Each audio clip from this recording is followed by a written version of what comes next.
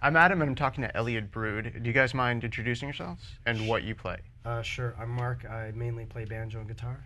I'm Steve. I play drums and stuff. And I'm Casey. I play guitar and bass pedals. Okay. And I knock things down sometimes. All right. You guys have been here for a few minutes, well, a little while now, playing songs and hanging out. You guys are really funny, and I wasn't expecting that because your new album, while great and accessible, not funny.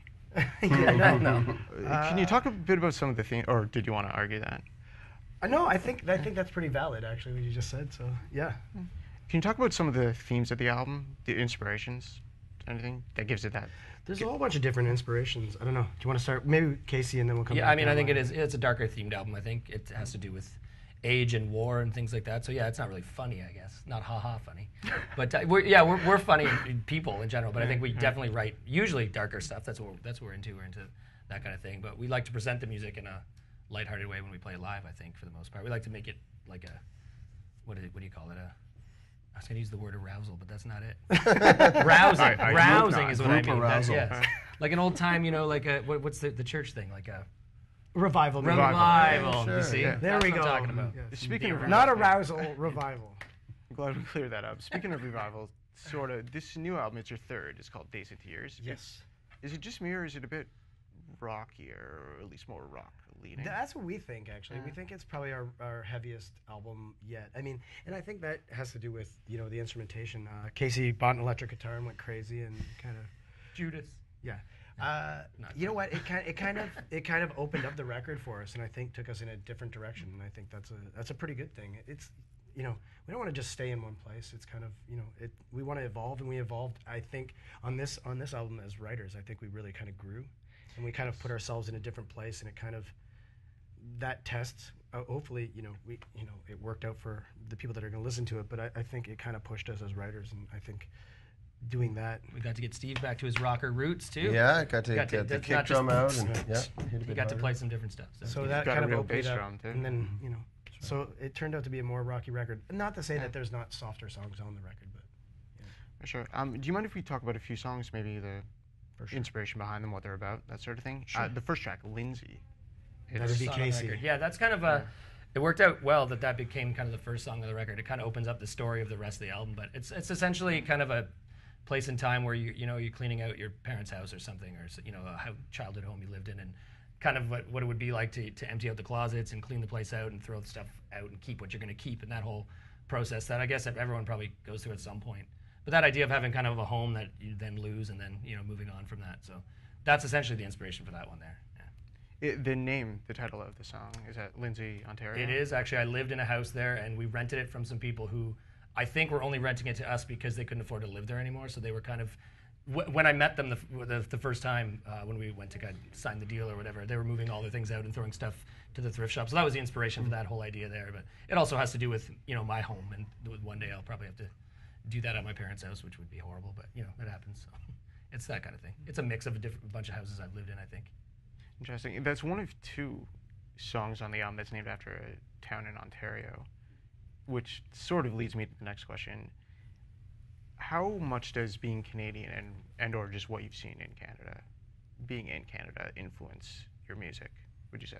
That's for everybody. Mm-hmm. Or anybody. I'd have to say, for the most part, it influences everything. It's like where you live and what you do and all your surroundings are kind of, that's your environment.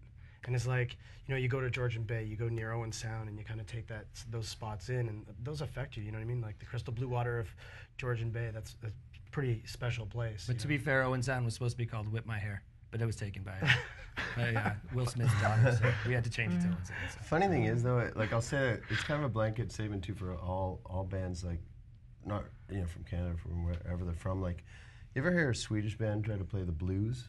Or it's like, it's like they sound like Swedes playing the blues. You know what I mean? Like, and I think we sound Canadian just by virtue of being that. Like, we think, a lot of bands think they're doing sort of, unless they go totally generic, the personality comes out. And your environment comes out. Yeah, I think the geography of the country is on this record as well as even the last one, to a degree. I mean, we spend most of our lives out there right now, driving through it, one of the biggest countries on the planet, so... It definitely, Northern Air is a completely Canadian song. That's about, I'm sure there's places that look like that in the U.S., but that's about a pretty special place to me that's Canadian. So yeah, I think that, and Owen Sound and Lindsay, yeah, these are places that are kind of near and dear. So it makes it into the Embrace it. I was going to bring up Northern Air next. Who wrote that one? The lyrics? That's a song about a friend of mine. Yeah, well, there's a short story to it, but a friend of mine was killed 10 years ago, and the song is about a place we used to always go before, when we were young and stupid teenagers and stuff. This place up kind of north outside of Algonquin Park on Crown Land. In the car accident in which he was killed, there was a mailbox that got knocked off its post. So two friends of mine and myself went up there and kind of put the mailbox up on this tree way out in the woods, and it's kind of his, instead of visiting a grave, we visited the mailbox kind of thing. So I was actually up there 2 weeks ago, which was great. So it's in this really hidden spot. It's a beautiful place overlooking a pond. So that's a place that I don't think anyone could ever find the mailbox but us, and we even have trouble finding it sometimes. So yeah, it's kind of an homage to him and to the place that we spent a lot of time up there and canoeing in the lakes and all that stuff. So It's a beautiful song. well, thank you. And last one I want to mention specifically is My Mother's Side. I think that's you, Mark? It is, yes. What can you tell me? You know what? Just because we were kind of on the theme when we were writing this record of war and all of that stuff, it was kind of like, for whatever reason, I just kept thinking of the bombings in the UK. And I just, this kid that kind of loses his mother, to the bombings and kind of has to go on. And, in the only moment that he kind of remembers, maybe he's a little kid, is like his mom telling him to kind of grow up and become somebody, or, and so it's like just him at his mother's side and then kind of growing up, and like he's an old man later in life, and just the trials and tribulations, and like he kind of keeps resting on that one thing that his mom said, whatever she said that was kind of profound or whatever as a kid. So that's kind of the visuals. UK 1940, what is it, 39 or 37 through 39, 41, somewhere in there. Well, very heavy subject matter, but like I think I mentioned earlier, they're very accessible songs. Thank you. And the album is Days into Years. Who named the album? Actually, Casey came up with. We had we were kind of versions of that. Correct. We were going to go with Up and Over at one point, which is kind of way too literal, I think, but still relevant. But Days into Years just came to, I don't know, the idea of kind of like time passing and just like, and the war aspect of it being kind of like these kids who were told they would, be in Europe for a few months, meet some girls, and be back, and then they're there for 4 years dying and all that stuff. So that came into play, and just also even personally, like, I always talk about it, we're not the youngest band in the world. I think our average age 38, maybe 37. Between us? Yeah, between like average. So we're, Sure. it's that too. It's kind of like that happening, and you get sick when you're older and things start happening, and you just start thinking about time a little bit. Or just even how time flies on you. Yeah. So it's like you kind This of, record alone you're a took young 3 kid years. and you go off to war, you come home and you have family, and next thing you know, you're like in the later years of life, and you're kind of like just reminiscing about things, and it's like, Days into Years. Kind of flies by. Yeah, and it's also, the acronym is DIY, which I like as well. So that worked out too. You just slide that Interesting. in there. That's how we roll. That's the genius of it all. It worked out. Speaking of changes, you're on Paperbag Records. We This is your are. first album. What led to that? Because you were on Six Shooter. That's right. I think for a couple albums. What led We to were. the change? You know what? Just The end of the contract and that was one. But I mean, I guess, we were kind of like thinking maybe we just kind of like looked at Paperbag and Six Shooter both came to us with ideas, what they had for our record. And we just kind of felt that Paperbag just kind of had a different vision than we had normally heard about or seen. And we kind of thought that, they'd be a really good fit for us. And so we took a chance with them, and they've been amazing so Yeah, far. I mean, and it was a really hard choice to make because you work with sure. people that you love for a long time. But it was the one that we all decided was the best step for us. And yeah, Paperbag has been great. And Six Shooter's an awesome label, and it's just, that's how it goes sometimes. And we decided that, like the Paperbag's vision for, online stuff and the way they were going to do it was something that we wanted to try. And so far we've been, super happy with what they've been doing. So They have some interesting artists. I mean, Slim and Twig, for instance. I don't know if you know them. But I think you're the first death country band on Paperbag Records. Wait, you are still death country. Well, we asked Trevor about that actually when we first were talking. Oh, to him, tell like, me why the- would you want us on this? Like this label, does this make sense? And he just says that which was kind of nice. He's like, he just wants the best of everything, which was a pretty nice compliment. I thought he's like, he wants to have a roster that he can be proud of across the genres. Because when I went to the Polaris Awards and saw Austria, I was like, how are we on this record label? This is insane. Like, but it's great. I think it's an awesome mix of. And there's stuff, P.S. so. I Love You, and there's like it So flows Cups in on there, Winter too, so. Gloves. I mean, a lot of different sounding bands. But I kind of like that. I haven't.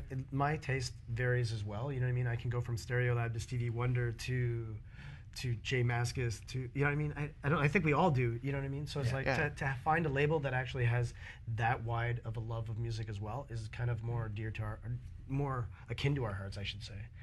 You know, so it's a kind of a great fit for us. That's cool. All right, just a couple more questions. So for the last time I mentioned the name of the album, it's Days into Years. It's out already. You're going to be touring to support it?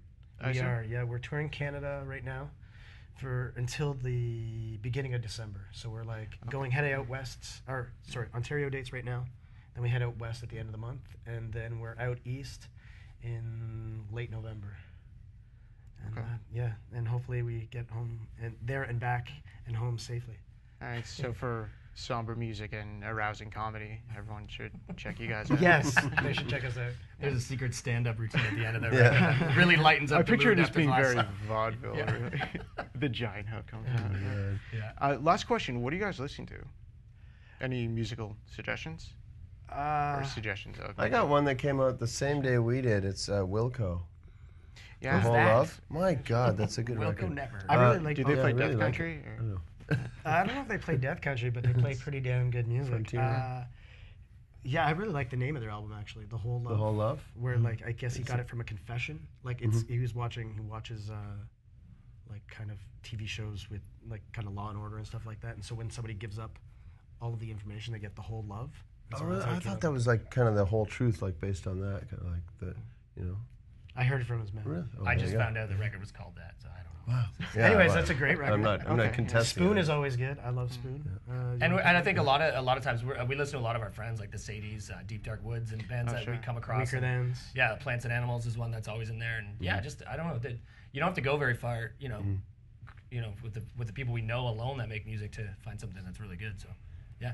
There's a plethora of Canadian music here There you that go. you don't really have to look outside of. Do you know our the country. band The Voices? Have you heard of these guys? They're like this 60s kind of poppy. They're new though, I think, but they have this really. I just got it on a compilation or whatever, and I thought that was a really cool something I hadn't heard before. So that's one. VOYCES. Are they Canadian? Not sure. I have no idea. Okay. Yeah. Look that one up. That's it? What about Broken Social Scene too? You were talking about that. Yeah, that's what I was Well, fishing yeah. for. That's what he's fishing for. I hear you. I just fishing stare for at it the and then bands. he- until Why they not? say You know, Broken I heard a Social couple of Scene. great ones that, you know, Broken Social Scene's great. Yeah. You know, there's lots. Anything from the new album you're particularly into? Yeah. Go ahead, pick it. Yeah, I had a pick from an old album. I so have it's this. I'm the really out of CD context. person would be like track 6. What's that one Yeah. called? I just saw them live in Hamilton. Actually, it was a pretty incredible show. What's the I'm gonna get because I don't know song titles, but it's No, it's fine. the gas station type one. Texaco Oh, Bitches. Texaco. The Texaco Bitches. Can you hear that one? Yeah, absolutely. Yeah, sure. There you go. Cool. That's a good one. All right, I'm going to shake your hands, Yeah, guys. thanks so so much. for coming Thanks in. for having us. Thank you. It's been a blast. Right on.